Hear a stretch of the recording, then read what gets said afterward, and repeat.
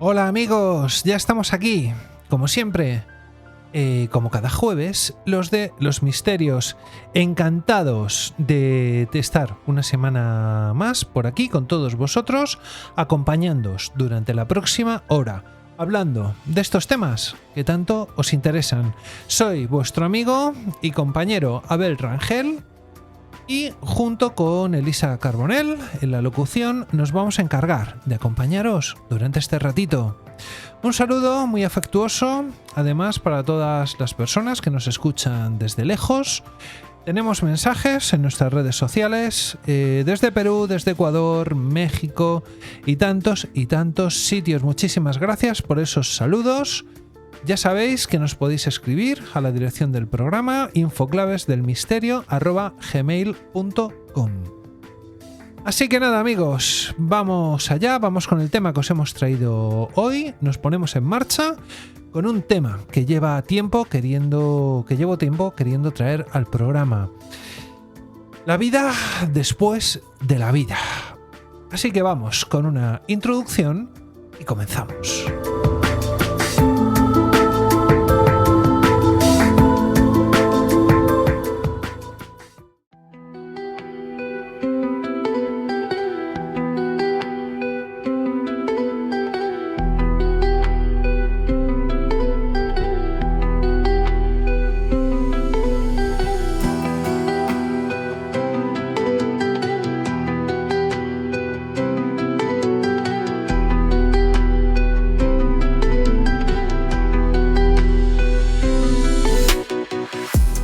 Amigos, hay una pregunta que acompaña al ser humano desde el principio de los tiempos.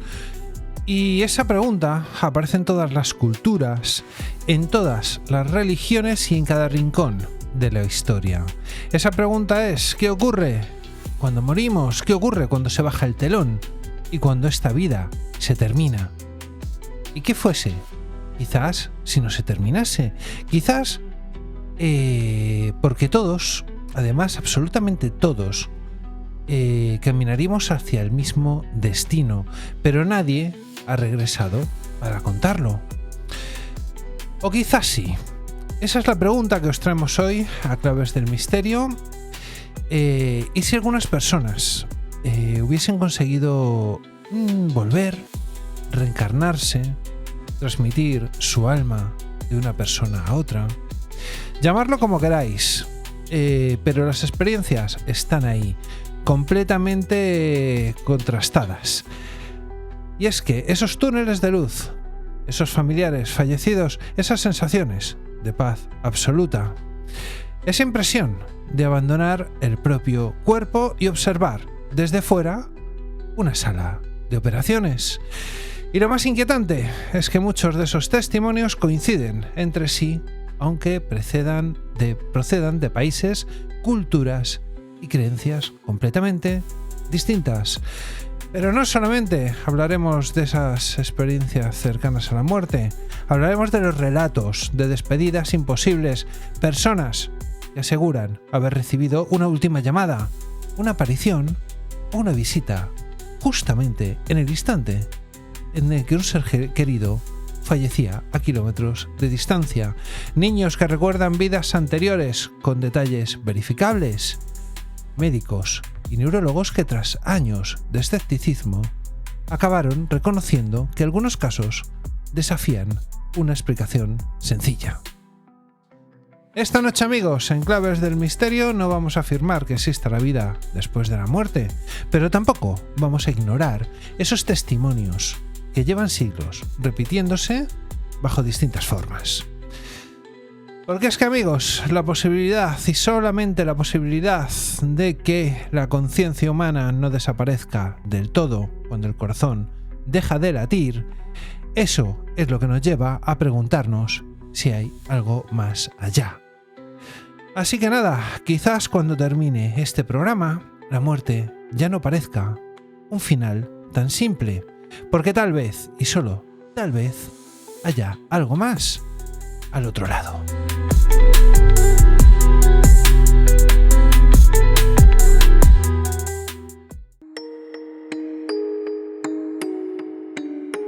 Estás escuchando Claves del Misterio en Onda Vallecana.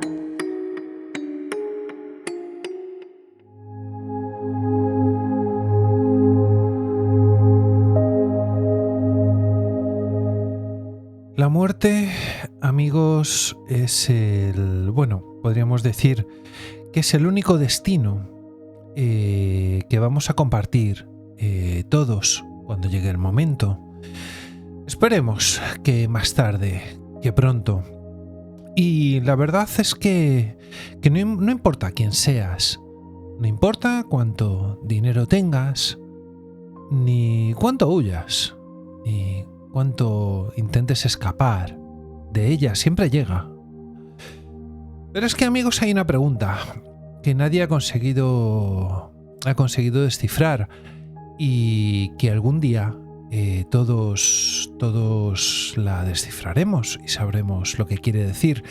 Y la pregunta es: ¿qué pasa después de la muerte? ¿Qué pasa cuando abandonamos nuestra carcasa de piel y carne? Pues bien, es el tema que quería traeros hoy, ya que no es una cuestión simplemente, filosófica, no es religión, no es consuelo. Es algo bastante más incómodo, es más inquietante, la verdad. Porque miles de personas de distintas épocas, culturas y también creencias han afirmado lo mismo tras haber estado clínicamente muertas. Han dado señales, y son demasiadas. Han dado señales de que la muerte no es el final, que había algo más. Y personas que han visto su propio cuerpo, su carcasa, desde fuera. Personas que han escuchado conversaciones que no podían oír. Era imposible que las estuviesen oyendo, porque estaban inconscientes, estaban sedadas, en medio de una intervención. Pues bien, estas personas afirman que esos testimonios son totalmente ciertos, y la mayoría de ellos han sido bastante verificados. Pero lo más perturbador es que muchos de esos relatos coinciden. Coinciden en lo que ven más allá, en cómo es la dinámica una vez abandonas este cuerpo. Y hoy, en Claves del Misterio, vamos a preguntarnos qué hay detrás de la muerte. Vamos a explorar la posibilidad de que la muerte no sea el final, sea solamente una puerta.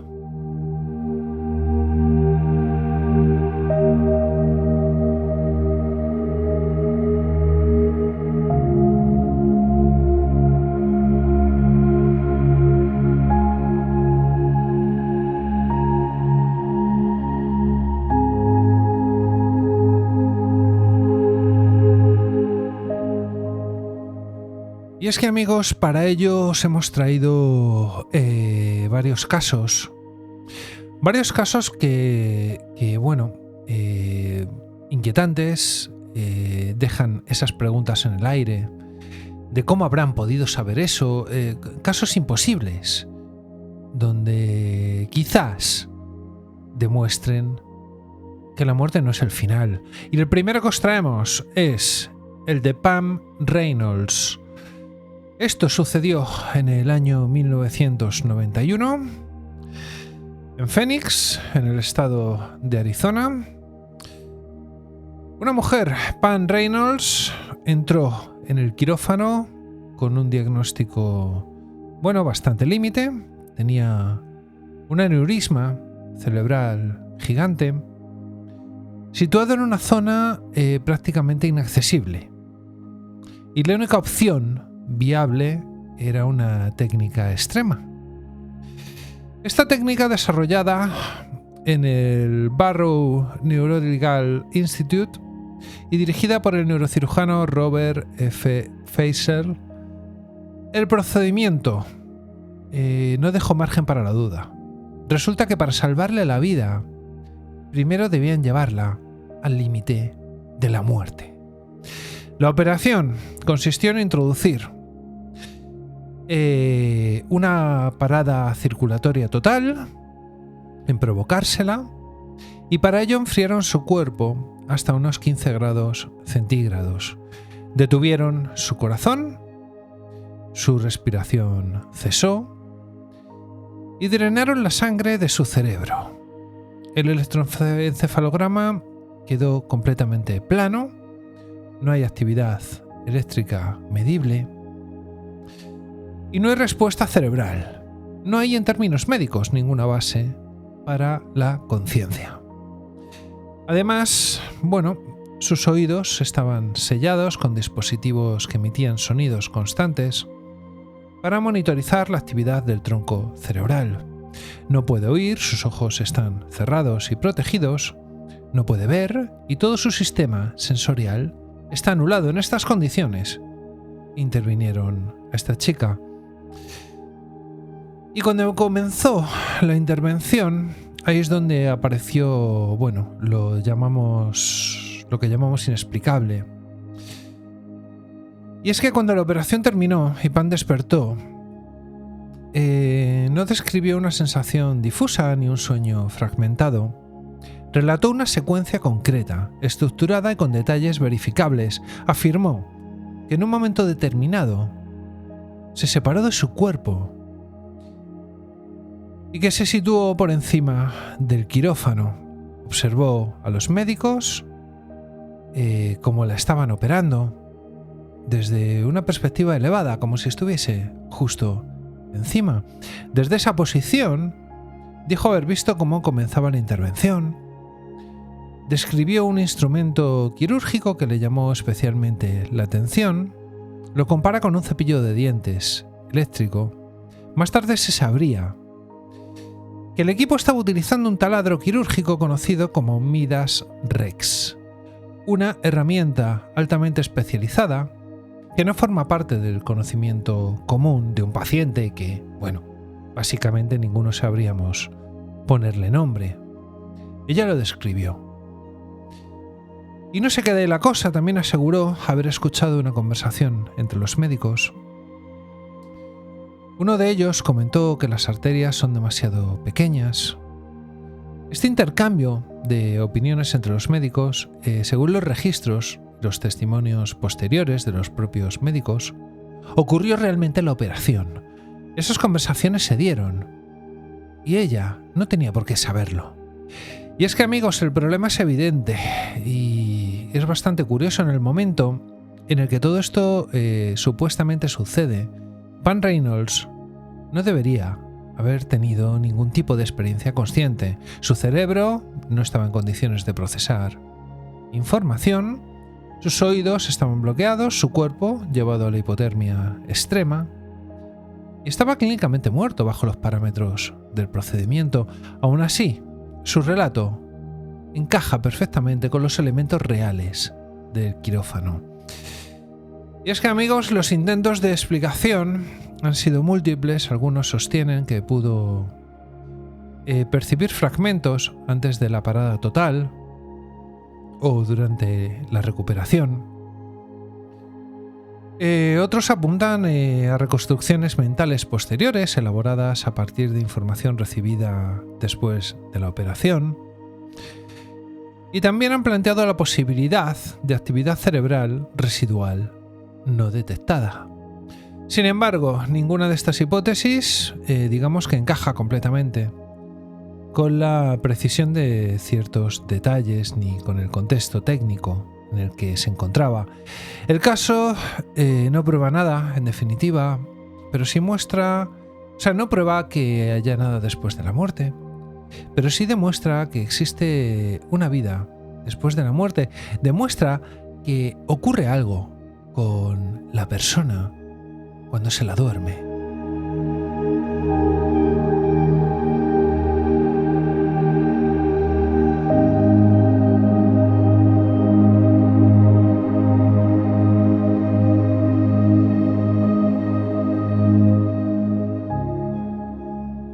caso siguiente que os traemos es el caso de James Lanning. Sucedió a finales de los años 90 en el estado de Luisiana, en Estados Unidos, en una casa, aparentemente normal. Un niño de apenas 2 años que comenzó a despertar cada noche con un mismo grito. No lloraba como lo haría cualquier niño, gritaba con pánico real, gritaba con desesperación. Este niño se sentaba en la cama, agitado, señalando el aire, como si viera algo que no estaba allí. Y repitiendo siempre la misma escena. Su avión está en llamas. No puede salir y que se está estrellando. Imaginaros la escena. Ese niño pequeño diciendo que su avión está en llamas, que no puede salir y que se estrella. Sus padres, Bruce y Andrea, intentaban calmarlo, pensaban que era solamente una fase, que era algo pasajero. Pero durante las siguientes noches la historia se repite una y otra vez con la misma intensidad y los mismos detalles. El avión que se iba a estrellar. Y amigos, entonces ocurrió algo que lo cambió todo. El niño comenzó a hablar durante el día de aquello que le atormentaba por las noches. No lo hacía como quien imagina, sino como quien recuerda, de una manera bastante veraz para los padres.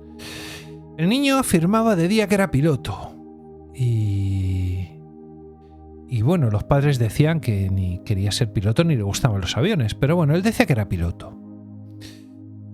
Empezó a utilizar palabras que no son propias. De su edad hablaba de aviones de guerra, describió que despegaba desde un barco en medio del mar y mencionó también un problema técnico recurrente en su avión, fallos en el motor.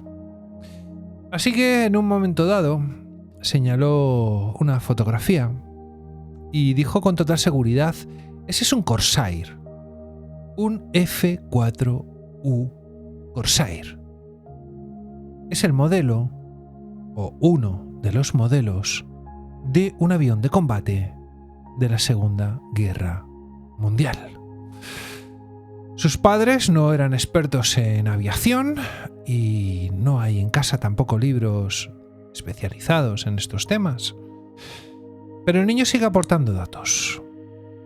Le contaba a sus padres que su avión fue derribado por los japoneses, que ocurrió cerca de un lugar llamado Iwo Jima y que no pudo escapar. Pero amigos, lo más desconcertante llegó cuando empezó a hablar de nombres. El niño afirmó llamarse James y mencionó a otra persona, Jack Larsen.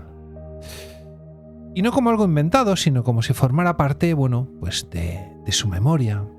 Los padres, ya inquietos con todos estos relatos del niño, decidieron comprobar hasta dónde llegaba todo aquello y empezaron a investigar. Primero con dudas, luego con una creciente sensación de que algo no encajaba.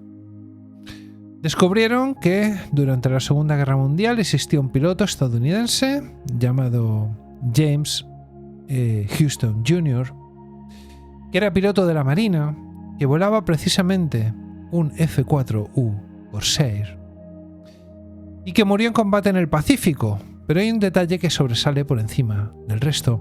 Había dedicado su vida a la aviación y había despegado desde el portaaviones USS Natoma Bay. Pues bien, este piloto fue derribado durante una misión cerca de Iwo Jima. Los padres continúan tirando del hilo, buscaron expertos militares, gente que se dedicase a la historia, contactaron con asociaciones de veteranos, localizaron antiguos miembros del escuadrón del Natoma Bay y algunos de ellos, y aquí viene lo increíble, comenzaron a confirmar los datos. Confirmaciones que según los padres coinciden con cosas que el niño ya había visto antes, sin haber tenido acceso a esa información. Mientras tanto, James sigue mostrando un comportamiento que no encaja con su edad. Tiene una fijación absoluta con los aviones de la Segunda Guerra Mundial.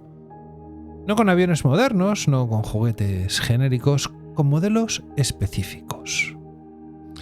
Cuando le enseñan dibujos, corrige errores, señala partes concretas del aparato y también habla de depósitos de combustible auxiliares, de aterrizajes en cubierta, de maniobras. Y lo hace además desde un punto de vista que daba la sensación de que el niño estaba recordando, más que inventando. Además, el miedo intenso a los accidentes aéreos, esas reacciones desproporcionadas a ciertos sonidos y una familiaridad ciertamente extraña con todo lo relacionado con la vida militar en el mar. Y es que, amigos, ese niño era imposible que supiese el nombre del piloto, el nombre del avión y esos detalles técnicos. Con el paso del tiempo es verdad que las pesadillas van desapareciendo y también lo hacen los recuerdos. La verdad que es como si este niño pudiese recordar detalles de vidas pasadas. Podemos hablar de reencarnación, sobre todo. Podríamos hablar de un niño que es completamente imposible que recordase esos detalles. Es como si algo, poco a poco, se fuera apagando hasta que dejó de recordar su vida pasada. No lo sabemos.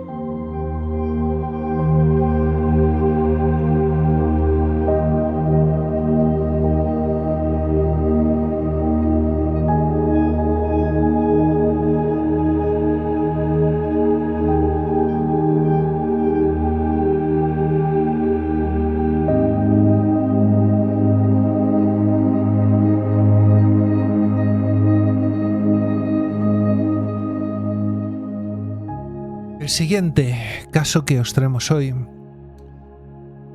es el caso de Shinti Devi.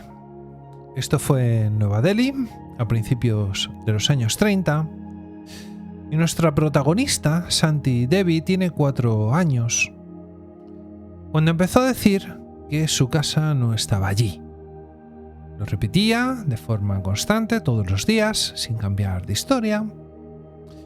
Y decía que su verdadero hogar estaba en Mathura, a más de 100 kilómetros, y que allí dejó a su marido y a su hijo.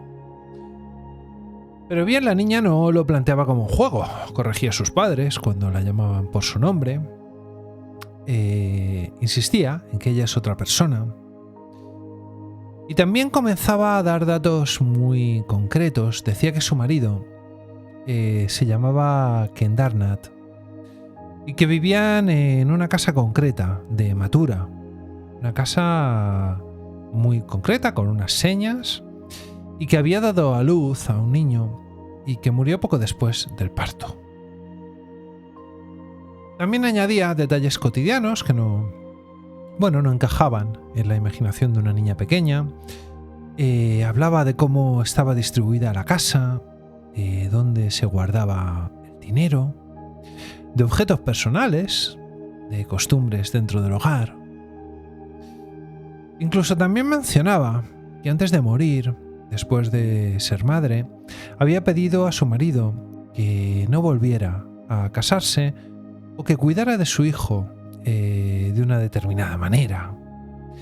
Y es que la familia, imaginaos esa familia escéptica, decide comprobar, después de varios meses, si esos datos llevan a algún sitio.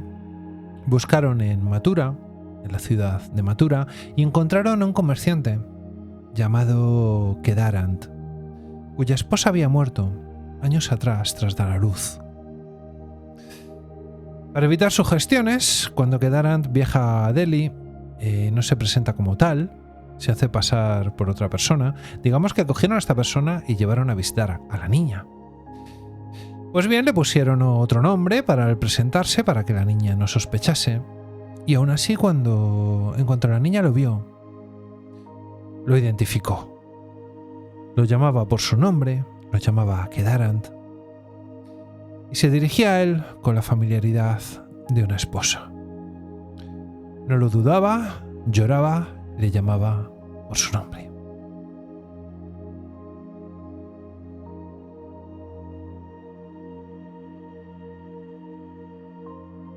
Y es que, amigos, durante la conversación mencionó detalles íntimos de su vida en común. Hablaba de episodios concretos del matrimonio, de decisiones que él había tomado, de situaciones privadas que solo podían conocer ellos. Y se organiza entonces un viaje a Mathura con la niña y varios observadores.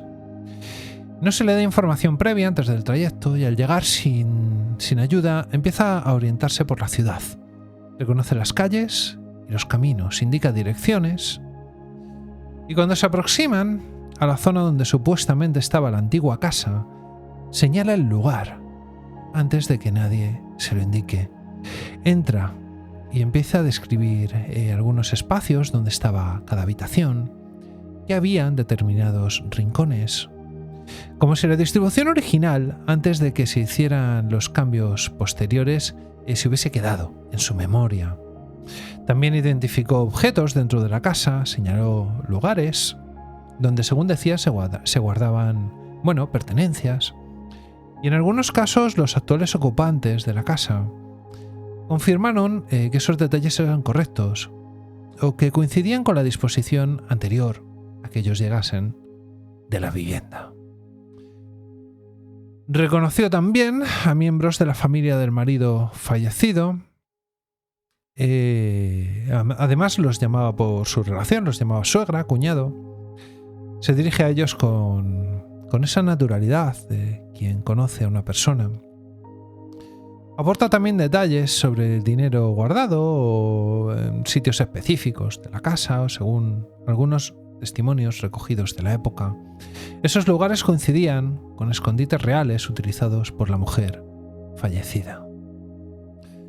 Durante esas conversaciones corrigió a los adultos cuando estos le daban versiones distintas de los hechos. Ella insistía siempre en su relato original. Y en diferentes momentos describió la muerte desde su propia perspectiva, el parto, el deterioro físico, la sensación, de que no iba a sobrevivir. Relató ese episodio como un recuerdo personal, no como una historia aprendida. Así que el caso atrae la atención de investigadores y de figuras públicas, entre ellas Mahatma Gandhi, que promueve la creación de una comisión para examinar lo ocurrido. El grupo viaja, entrevista a testigos, contrasta datos de la niña.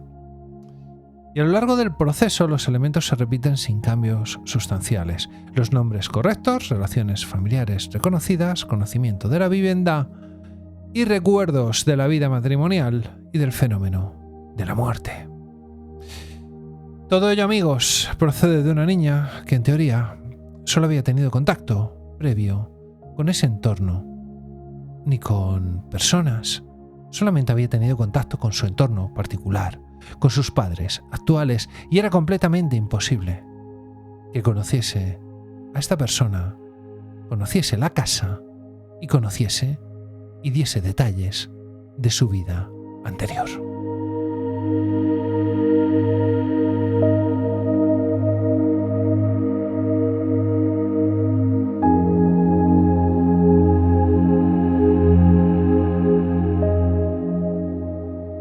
El siguiente casos, amigos, que os traemos hoy, Claves del Misterio, es el caso de Pollock Twins.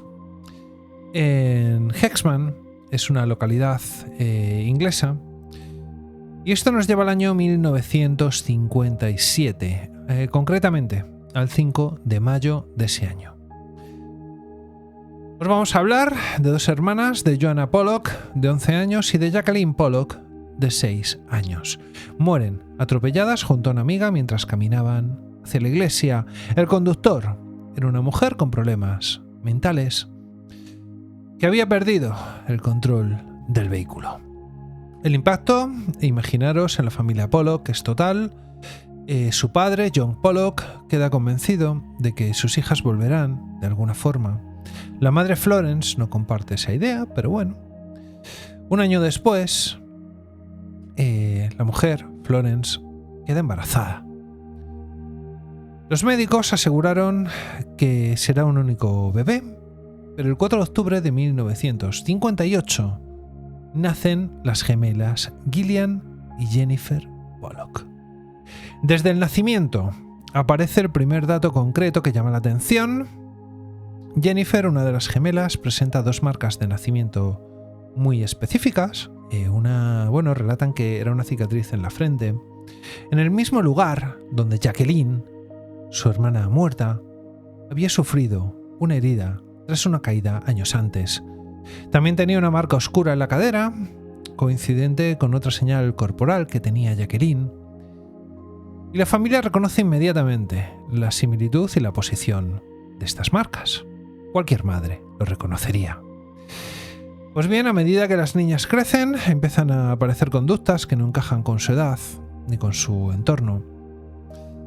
Y es que cuando tienen alrededor de 2 años comienzan a pedir juguetes concretos que habían pertenecido a sus hermanas muertas, Joanna y Jacqueline. No piden muñecas, en general piden esas muñecas, las mismas que tenían sus hermanas. Los padres que habían guardado los juguetes de las niñas tras la trágica muerte, deciden sacarlos y las gemelas reaccionan de forma inmediata. Los identifican y los asignan correctamente. Gillian toma el papel de Joanna y Jennifer el de Jacqueline. Y no es una asignación al azar, coincide con las personalidades de las hermanas fallecidas. Joanna era la mayor, la más protectora, y Gillian muestra ese mismo patrón. Guía a su hermana, la corrige y la cuida. Pues bien, Jacqueline era más independiente y Jennifer reproduce exactamente ese comportamiento. Además, Jennifer muestra un detalle muy concreto. Tenía la costumbre de agarrarse la cabeza en la zona de la frente, justo donde Jacqueline había sufrido su herida en vida. Y a los 3 años ocurre otro episodio, bastante clave. La familia decide regresar temporalmente a Hexman, el lugar donde habían vivido antes de la tragedia, y donde las gemelas nunca habían estado desde que nacieron. Pues bien, al llegar comenzaron a reconocer el entorno. Señalan zonas de la ciudad, identifican lugares donde solían jugar las hermanas fallecidas, reconocen el parque, los caminos y ubicaciones sin que nadie se los indique previamente. En un momento concreto ven la antigua casa familiar y las niñas reaccionaron de inmediato. Describieron elementos del interior, habitaciones, disposición de muebles y detalles que era imposible esas niñas supiesen, pero hay todavía más. Durante esa etapa las niñas siguen mostrando un miedo intenso a los coches. No es un miedo aprendido, es una reacción física. Cuando escuchan o ven un coche acercarse, se apartan bruscamente y gritan frases como «el coche viene hacia nosotras» o «nos van a atropellar». Pues bien, en una escena documentada por la familia, una de ellas se queda paralizada al ver un vehículo y entra en pánico, reaccionando como si estuviera reviviendo el accidente. Ese tipo de reacción aparece de forma espontánea, sin que se les haya explicado detalle de cómo murieron las hermanas. Ellas no sabían nada. Y otro dato relevante, las gemelas hablaban ocasionalmente de cuando éramos 2 hermanas antes, diferenciando entre su vida actual y la anterior. Pues bien, con el paso del tiempo, alrededor de los 5 o 6 años, estos comportamientos comenzaron a desaparecer, los recuerdos se diluyeron y el miedo a los coches disminuyó. El caso fue estudiado posteriormente por el psiquiatra Ian Stevenson, quien recogió los testimonios, comparó los datos y lo incluyó como uno de los ejemplos más llamativos del tema que nos trae hoy, a Claves del Misterio, de posibles recuerdos de una vida anterior.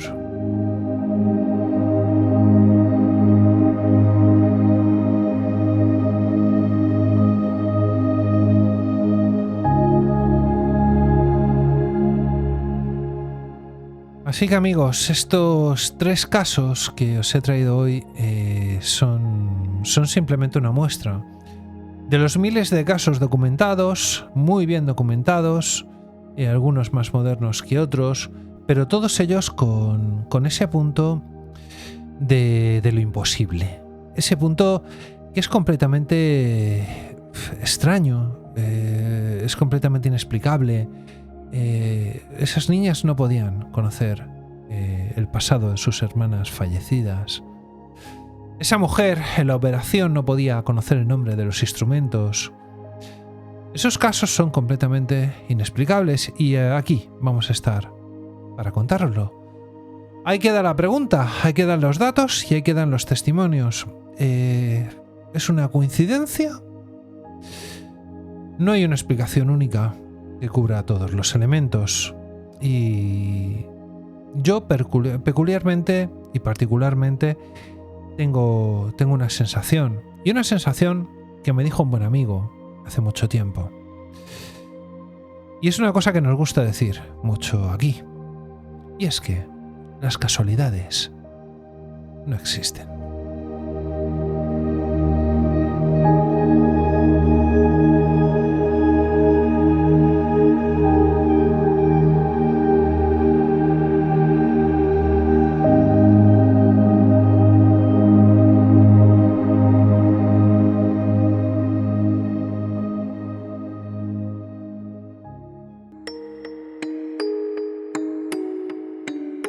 Estás escuchando Claves del Misterio en Onda Vallecana.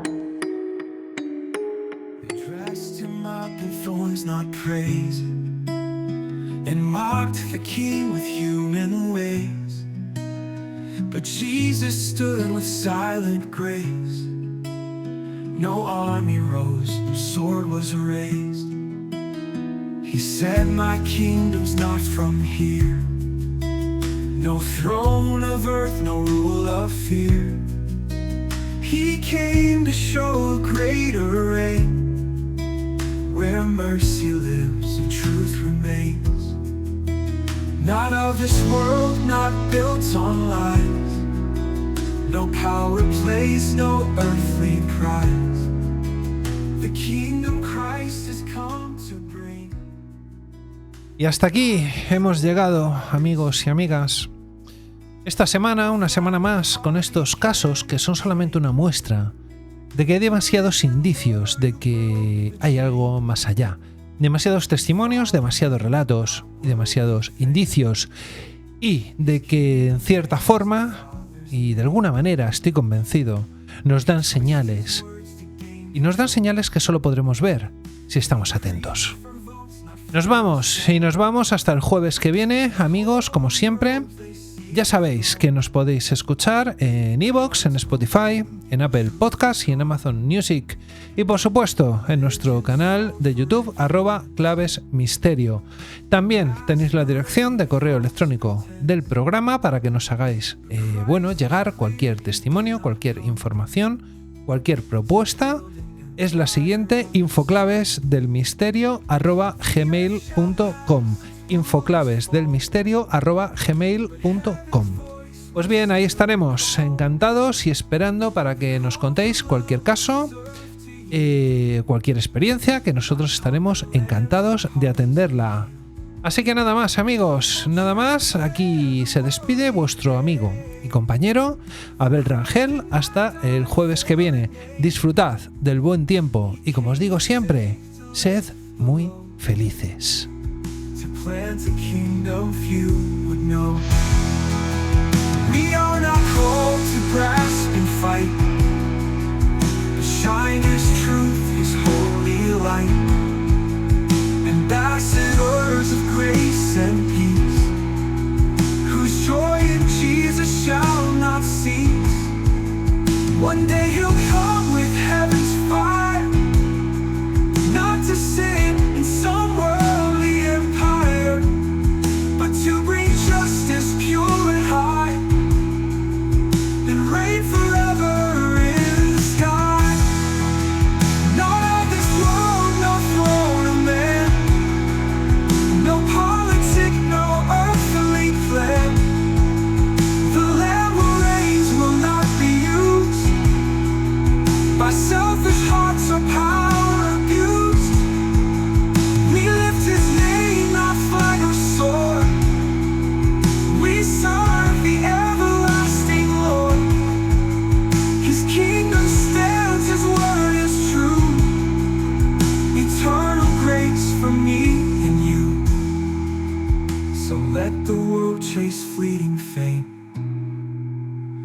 bow to Christ, the risen name.